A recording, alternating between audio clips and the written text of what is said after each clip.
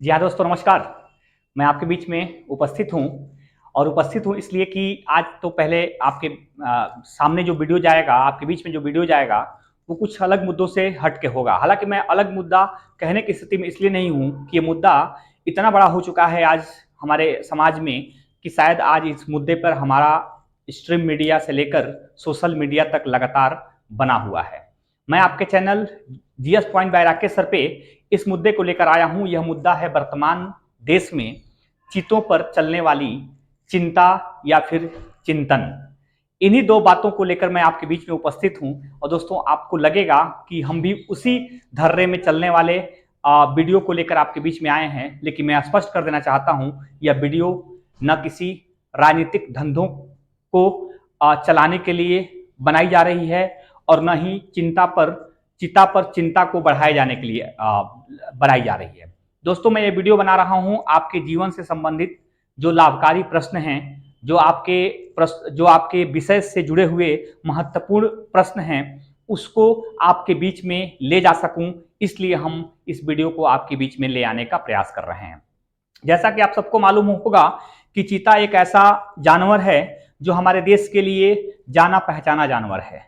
दोस्तों चीता अपने आप में सबसे तेज गति से धावक के रूप में जाना जाने वाला जानवर है और यह भारत तथा एशियाई बेल्ट से लेकर अफ्रीकी बेल्ट तक सर्वाधिक मात्रा में पाया जाता है। दोस्तों मैं बता दूं कि चीता भारत में इसलिए मुद्दा बना क्योंकि पिछले 70 वर्षों में चीता की कोई भी चिन्ह या चीता का कोई भी स्वरूप भारत में देखने को नहीं मिलता था। इस प्रकार से यह चीता अपने आप में 70 वर्षों के बाद हमारे देश की धरती पर देखने को मिल रहे हैं, इसलिए ये मुद्दा बन रहे हैं। लेकिन इसके संबंध में हम क्या प्रश्न हमारे विषय को लेकर बन सकते हैं, उसी को लेकर आपके बीच में उपस्थित हूं। दोस्तों मैं बता दूं कि पहले चीता के संबंध में मैं आपको बताऊं कि चीता के संबंध में कुछ बातों का उल्लेख मैंने सामने कर रखा है। दोस्तों चीता बिल्ली प्रजाति का एक जानवर है। दोस्तों बिल्ली प्रजाति का होने के नाते इसकी शक्ल, इसकी मुंह, इसका नक, नाक इत्यादि चीजें बिल्ली की स्वरूप में होती है, जिसकी वजह से इसके बिल्ली प्रजाति के रूप में हम लोग जानते हैं। दूसरी स्थिति यह है, इसका वैज्ञानिक नाम एसिनोनिक्स जुबेट्स के नाम से जाना जाता है। चीता एक वैज्ञानिक के नाम के तौर पर उसको एसिनोनिक्स जुबेट्स के रूप में जाना जाता है। दोस्तों चीता के संबंध में मैं और भी जानकारी दे दूं कि ये शर्मीली प्रजाति के जानवर हैं जिनका प्रजनन धीमी गति से होता है और यह लोगों के लिए भी शिकार के साथ पालने के रूप में प्रयोग किया जाता रहा है। दोस्तों हमारे समय में, हमारे देश में एक समय था जब हजारों की संख्या में चीते पाए जाते थे। उस दौरान राजाओं को शौक के तौर पर, व्यक्ति लोगों को शौक के तौर पर चीता मारने की एक मन में लालसा रहती थी। चीता बढ़ती आबादी के कारण भी विलुप्त होने की स्थिति में पहुंच गया। हमारे देश में चीता वन संपदा के घटते परिस्थितियों के बीच अपने प्राकृतिक आवास के अभाव के कारण भी हमारे देश में इसकी विलुप्तता लगातार होती रही। फिर ये वर्ष आज के परिस्थितियों में हम चीता को इसलिए भी भारत में लाने के लिए प्रयासरत थे क्योंकि चीता एक प्राकृतिक जैविक संतुलन का एक मुख्य जानवर है जो सबसे बड़े उपभोक्ताओं में शामिल है। दोस्तों कहीं ना कहीं हमारे प्राकृतिक संतुलन को बनाए रखने के लिए हमारे छोटे जीवों से लेकर बड़े जीवों तक का होना हमारे समाज में, हमारे परिस्थितियों में आवश्यक है। उसी को लेकर चीता भी अपने आप में भारत के लिए जरूरी विषय था, जिसको लाने का प्रयास वर्षों से चला आ रहा था। 70 के दशक से 80 के दशक से लगभग इसको शुरू किया गया था भारत में लाने के लिए, लेकिन सफलता हमें अब मिली है।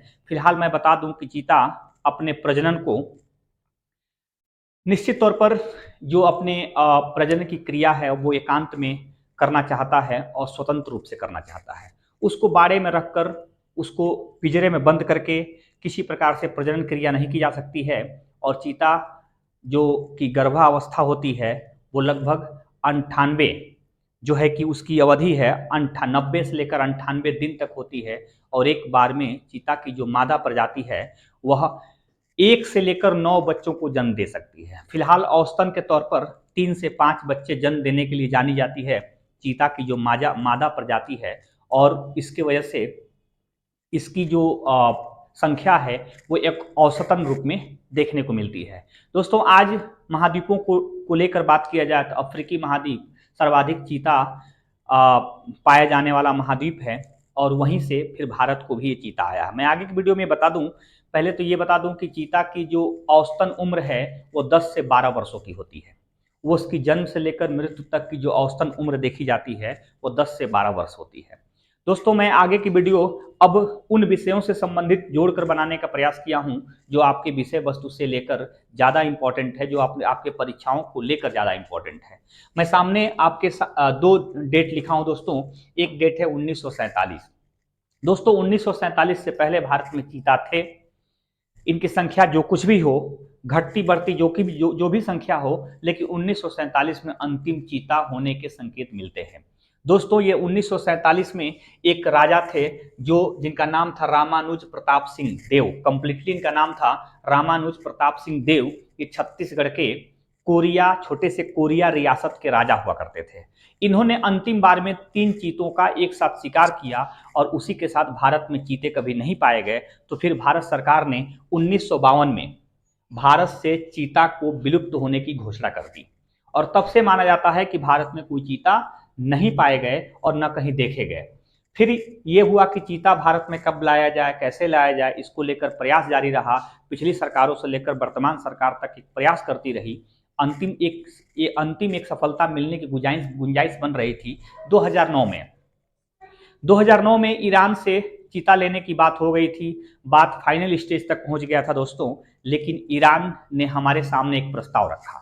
प्रस्ताव यह रखा कि मैं यदि आपको चीता दूंगा, इसके बदले आपको शेर देना पड़ेगा, अर्थात इंडियन शेर की मांग किया, जिसकी वजह से भारत सरकार अपने हाथ को पीछे खींच लिया और हम यह जो संधि है हम नहीं कर पाए। तो दोस्तों इस प्रकार से ईरान के साथ जो हमारी संधि थी चीता को लेने की, वह संधि पूरी नहीं हो सकी। फिर हमारी प्रयास लगातार जारी रहे और अफ्रीकी देशों की तरफ हम रुख किए तो हम नामीबिया गए। नामीबिया की सरकार से लगातार हमारा बात चलता रहा और बात सफल हो गई और इसी सफलता के साथ मुझे आगामी 5 वर्षों में 50 चीते देने की एक संधि पर सहमत हो गया नामीबिया। तो इस प्रकार से मैं आपको बता दूं कि आगामी 5 वर्षों में भारत को 50 चीते मिलने के संधि हो चुके हैं। फिलहाल यह 17 सितंबर 2022 की बात है। दोस्तों 17 सितंबर 2022 का वह दिन है जब नामीबिया से भारत को 8 चीते भेजे गए थे। दोस्तों नामीबिया की राजधानी विंड हॉक है और नामीबिया दक्षिण अफ्रीकी एक देश है जो छोटा सा देश है लेकिन काफी जैव विविधता से भरा हुआ है। वहाँ 2000 से ऊपर चीते पाए जाते हैं। तो इस परिप्रेक्ष्य में हम इस डेट को इसलिए याद रखेंगे क्योंकि 17 सितंबर 2022 को हमारे देश के वर्तमान प्रधानमंत्री का जन्म जयंती मनाई जाती है और श्री नरेंद्र मोदी जी अपने 72वें जन्मदिन को मना रहे थे। उसी दिन एक जंगी जहाज जो जंबो जेट B747 के नाम से जानी जाती है, उस जहाज पर इस चीतों को रखकर और ग्वालियर एयरपोर्ट पर उतारा गया। उस दिन वहां से फिर हेलीकॉप्टर के माध्यम से इसे मध्य प्रदेश के कूनो नेशनल पार्क में पहुंचाया गया। दोस्तों उस दिन एक बड़े से समारोह का आयोजन किया गया था जिस पर पूरी भारत के मीडिया की नज़र थी और वह नज़र इसलिए थी कि भारत में 70 वर्षों के बाद जो चीता आ रहा है उसको लोगों के बीच में प्रस्तुत करना था, लोगों के बीच में प्रेजेंट करना था, जिसको लेकर भारत में इस समय काफ़ी आलोचनाएं और समर्थन पर बातें चल रही हैं। मैं आपको बता दूं कि कूनो नेशनल पार्क, पहले इसके नामकरण को मैं आपके बीच में बताऊं तो कूनो एक नदी है जो मध्य प्रदेश में इसी क्षेत्रों से होकर बहती है जिसके नाम पर कूनो नेशनल पार्क रखा गया है। हालांकि इसका इतिहास ये है कि कूनो नेशनल पार्क 1981 में एक वन अभ्यारण्य के रूप में स्थापित किया गया। दोस्तों कूनो नेशनल पार्क 1981 में वन अभ्यारण्य के रूप में स्थापित किया गया और इसी अभ्यारण्य को सन 2018 में नेशनल पार्क के रूप में घोषित कर दिया गया। तो दोस्तों यह कूनो नेशनल पार्क 2018 से नेशनल पार्क के रूप में जाना जा रहा है। दोस्तों कूनो नेशनल पार्क मध्य प्रदेश के शिवपुर और मुरैना जिलों के क्षेत्रों में बसा हुआ है जो मध्य प्रदेश का एक काफी ज्यादा वन संपदा वाला क्षेत्र माना जाता है। उसी को कूनो नेशनल पार्क के रूप में निर्धारित कर दिया गया है। दोस्तों मैं बता दूं कि इस पर जो प्रश्न आपके सामने बनेंगे वो प्रश्न ज्यादातर इंपॉर्टेंट ये होंगे कि कूनो नेशनल पार्क किस राज्य में है, कूनो नेशनल पार्क मध्य प्रदेश के किस जिले में है। और उस दिन यह लगातार एक महत्वपूर्ण ऐतिहासिक दिन के रूप में भारत में जाना गया, क्योंकि 70 वर्षों के बाद भारत में चीतों को लाने में सफलता प्राप्त हो गई। दोस्तों मैं बता दूं कि चीतों की संख्या तो 8 थी, जिसमें 5 मादा और 3 नर चीते थे। हालांकि नरेंद्र मोदी जी जिस दिन इसकी आगाज कर रहे थे उस दिन पिंजरे से 3 ही चीतों को बाहर निकाला गया था, लेकिन 8 चीते कुल भारत की धरती पर पहुंच चुके हैं। आगामी 5 वर्षों में और हमें 42 चीते प्राप्त होंगे, जिसके बाद चीतों की संख्या भारत में नामीबिया से आने वाली चीतों की संख्या 50 हो जाएगी। तो दोस्तों ये मुख्य रूप से वीडियो था जो आपके बीच में ये बताने के लिए था कि इस पर क्या क्या प्रश्न बन सकते हैं, ये कहाँ से प्रश्न बन सकते हैं और इस पर कौन सी बातें जो महत्वपूर्ण है जो आपके बीच में रखनी जरूरी थी। दोस्तों वीडियो कैसा लगा? हम किसी भी राजनीतिक दल के संबंध में बात न करते हुए हम उस नॉलेज पर बात कर पाए हैं जो नॉलेज हमारे लिए ज़्यादा इंपॉर्टेंट है, जो हमको जानने के लिए ज़्यादा इंपॉर्टेंट है। तो निश्चित तौर पर ये वीडियो आपको कैसा लगा हम जानने का प्रयास करेंगे, आपके राय को हम समझेंगे और आगे की वीडियो को आपके बीच में देने का प्रयास करेंगे। दोस्तों ये वीडियो देखने के लिए आपको बहुत बहुत धन्यवाद। Thank you.